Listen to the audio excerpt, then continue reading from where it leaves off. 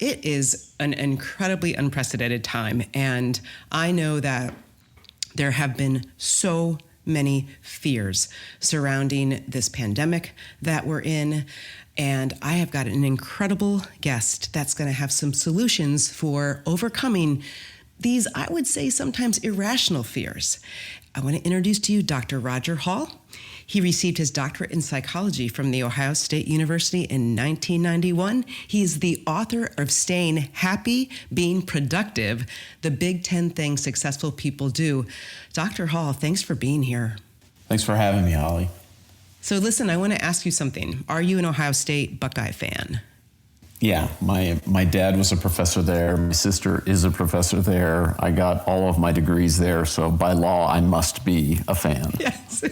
You know, I am as well. I live in Los Angeles now. I was born in Ohio, and unfortunately, during the height of the Ohio State Buckeye Michigan Wolverine rivalry, we moved to Michigan, and my parents were big fanatics of the Ohio State Buckeyes. So my younger life was peppered with a lot of harassing from my parents' fights and friends. They would fly a huge Ohio State Buckeye flag in, our Michigan neighborhood every Saturday for the Buckeye game. So It's definitely something when you are a Buckeye fan and you move to Michigan. But thank you for being here.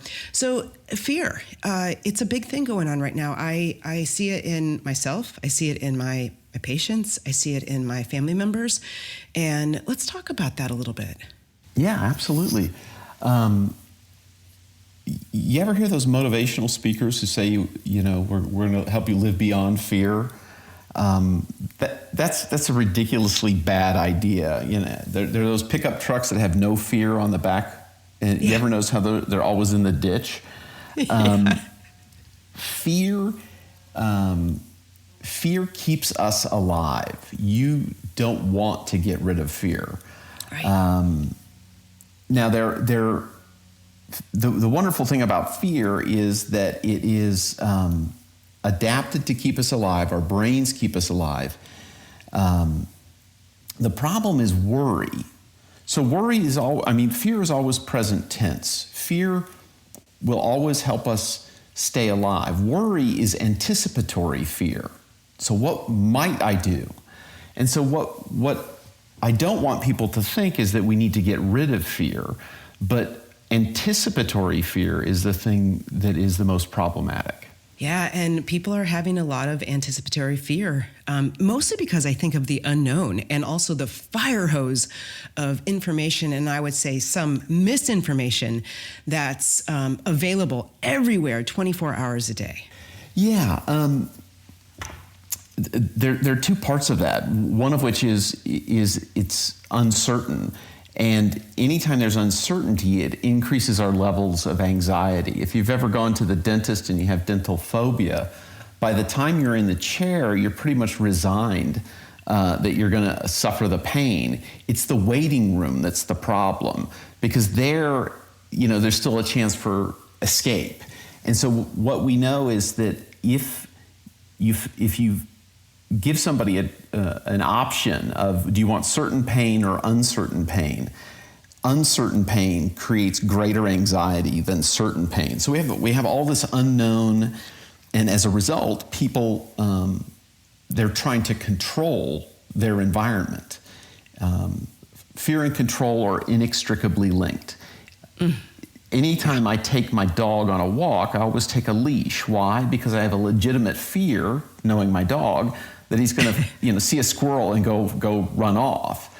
So anytime we have fear, we try to exert control. So as we see people having worry and fear, what we see is they're trying to control their environments, which is why people are buying toilet paper and people are buying, whatever they can to control any aspect.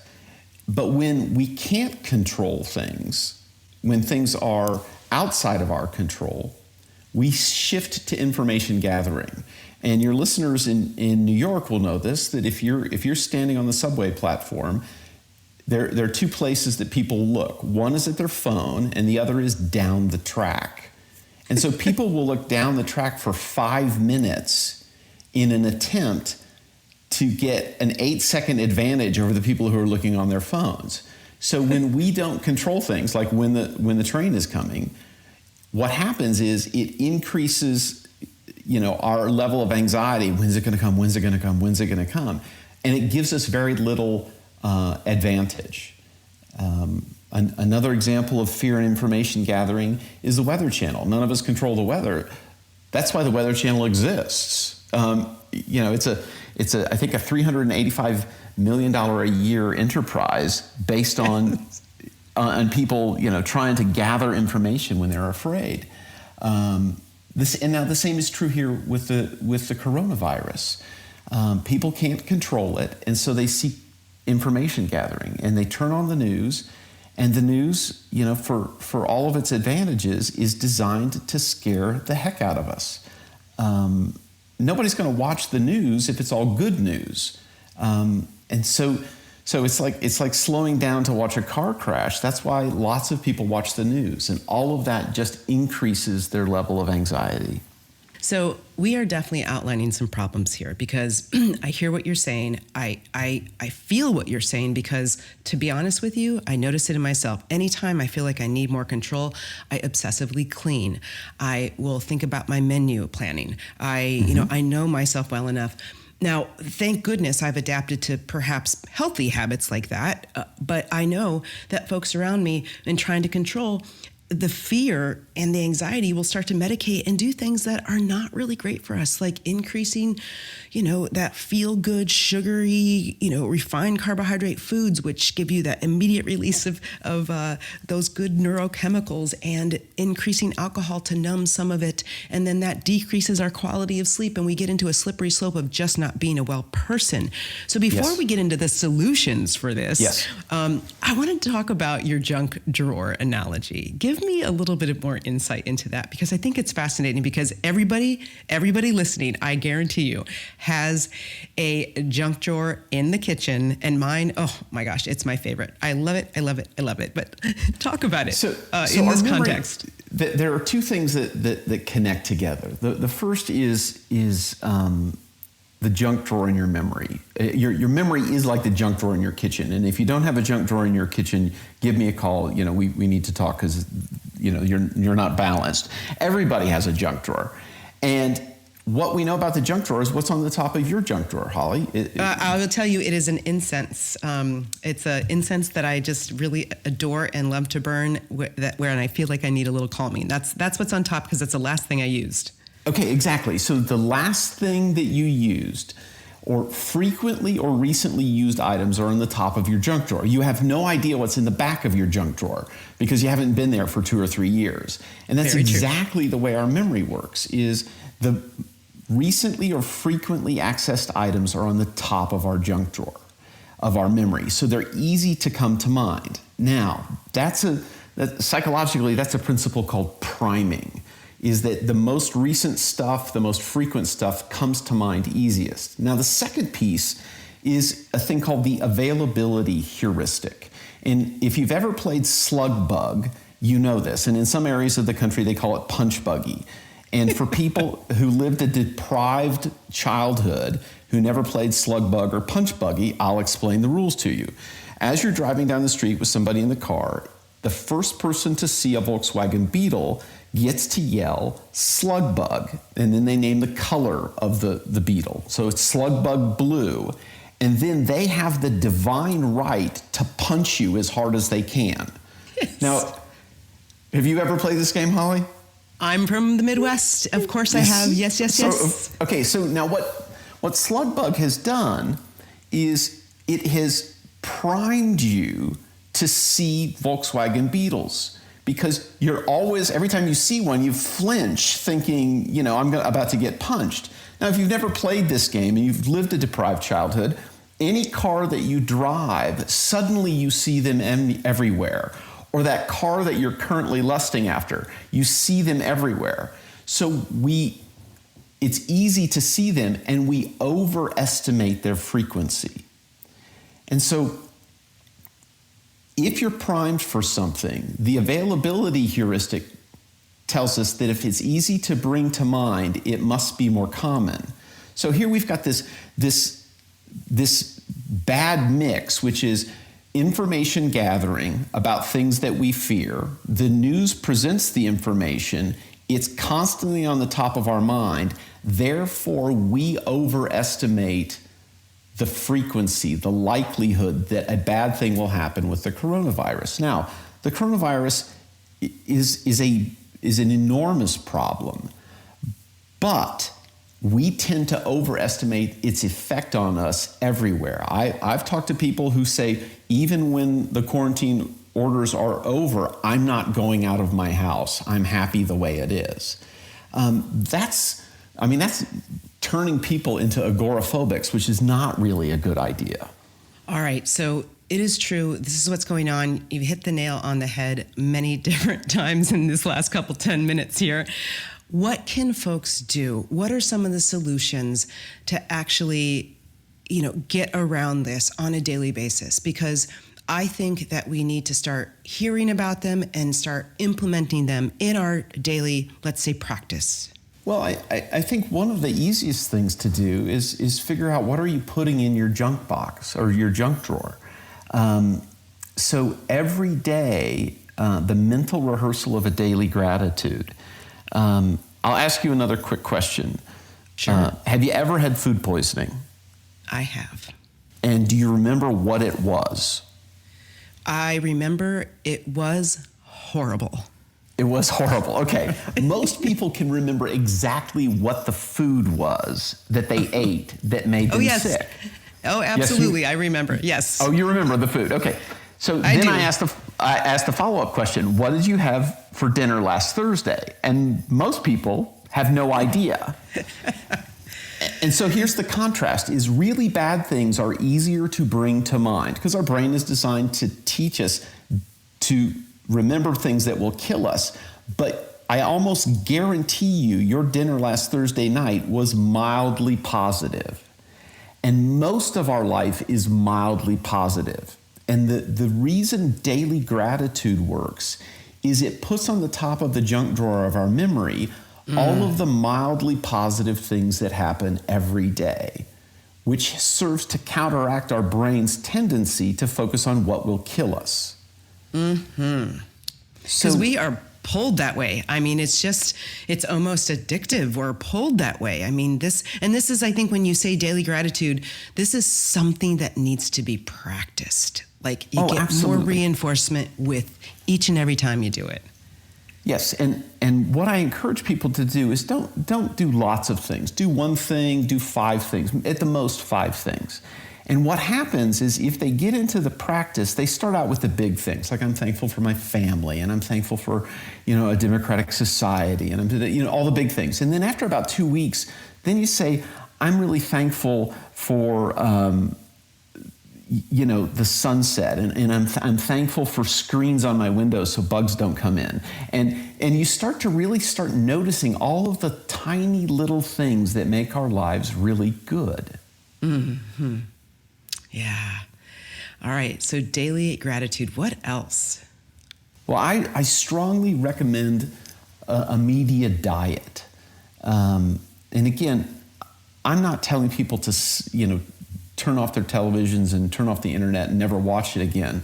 But I am encouraging them to limit how much they consume.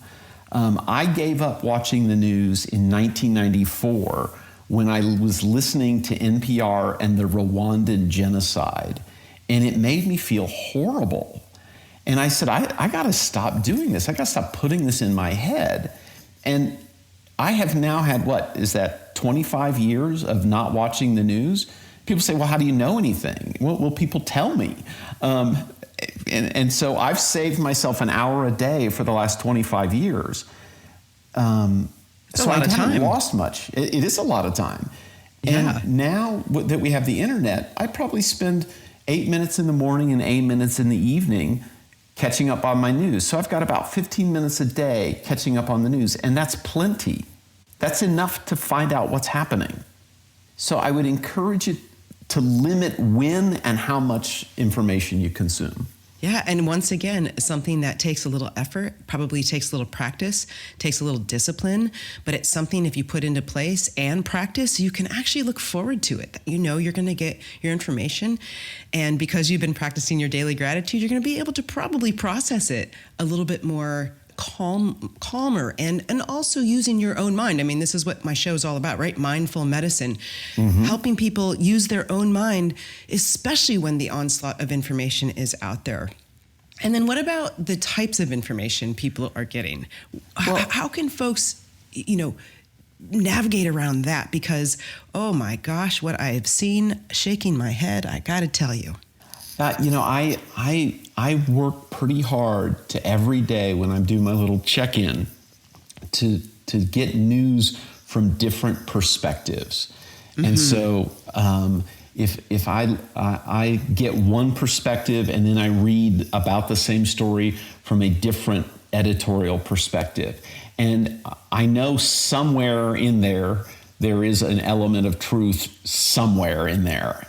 But I want to make sure I don't just feed my, already intact biases. I want to hear how other people think. And then I look, especially if you're looking for information about the virus, if people have a financial interest in you landing on their site or watching their show, my guess is it's likely to be far more dramatic than people who are not financially invested in you jumping on their site. Because fear, the old news adage is, if it bleeds, it leads. Fear sells far more than good news. Yeah. All right. So daily gratitude, media diet. It's funny. I love that. When I wanted to know what diet actually meant, like what the origin of the word diet was. And I went to look it up in the dictionary because I was actually giving a presentation, and I really got curious about it. And you know what it means? It means habitual nourishment. How do you habitually nourish yourself on a daily basis, right? With food and drink, with that diet. But ever since I learned that, I've always looked at diet in a different way. And I think with this media diet, maybe it would apply here as well. It's like, can you open your mind and with that media diet, be able to nourish yourself instead of reinvigorating the fear, as you say, and doing with the good sources of information that you can decipher, what you can think about, what you can live with, how you can navigate this, versus just getting more and more information that puts you in this fear state that gets a slippery slope into all the things we talked about at the top of the show. And I think you've made a great point in the way you define diet, which is monitoring how it makes you feel. If you eat something and it makes you feel bad, then you stop eating it. And I think the same is true for media, monitoring how it makes you feel, and then stop doing that.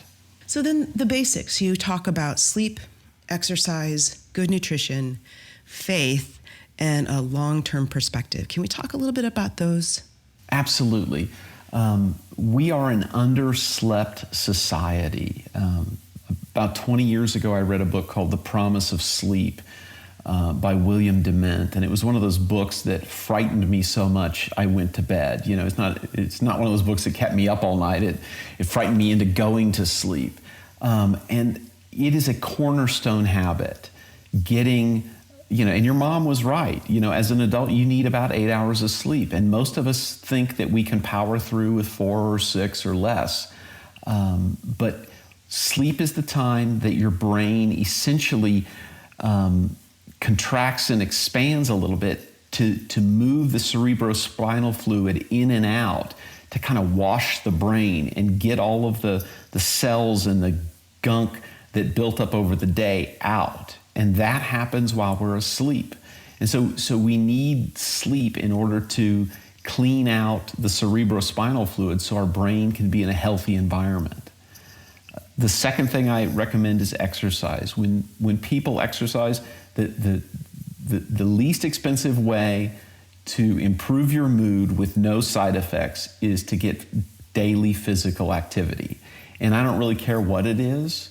If you're out walking your dog, if you're playing racquetball, if you're working on the elliptical, if you're out gardening, I really don't care what it is, as long as you're moving your body every day. And we know that physical activity improves mood as reliably as anything else. It's absolutely free, and there are no negative side effects.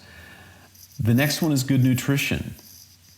The United States is an overfed nation with food scarce or nutrition scarce foods. We do not have nutrition dense foods. And unlike you, Dr. Holly, I am not a nutrition expert, but I know that we eat a lot of things that are not good for us.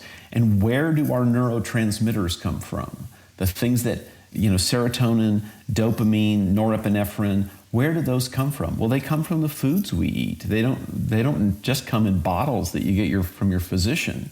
And so the building blocks of those neurotransmitters that help us feel good and regulate our thinking, regulate our mood, come in good nutrition. So I strongly recommend that your listeners spend time learning about nutrition and finding people who are smarter than me about nutrition to fill up your body with the right chemistry. Yeah, I love it.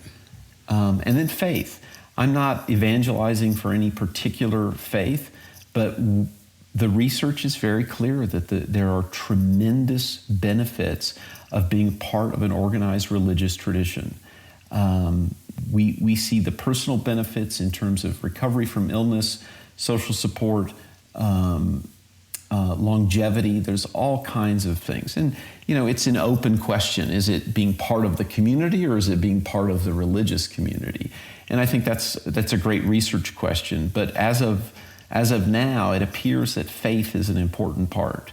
I'm going to stumble on this faith thing for a second, because I was on a webinar trying to help some of my colleagues that have practices that are needing to pivot to virtual, and giving them some resources and assistance. And when we talked about faith, a long time ago, I was going through a difficult time in my life, and somebody said, well, just have faith. And I kind of got angry because I'm like, well, what the heck does that mean? Like, just have it? And so what I learned, though, in my later years now, is that I have earned faith.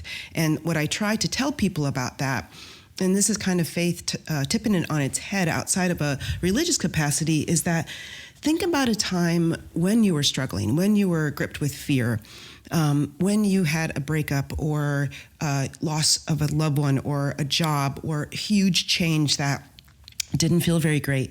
And then look where you are now, right? So I remind people that they've actually earned faith, and that they can tap into that again in their own life. And that's what's really important, I think, too, at this time. We're going to get out of this. We're going to get through this. We've done it before. And perhaps the test is just patience. And I think that's where you're going with this long-term perspective. Yeah, long-term perspective. I hear people making prognostications that, we're never going to go to large events again, and we're never going to be within 6 feet of people again in the future.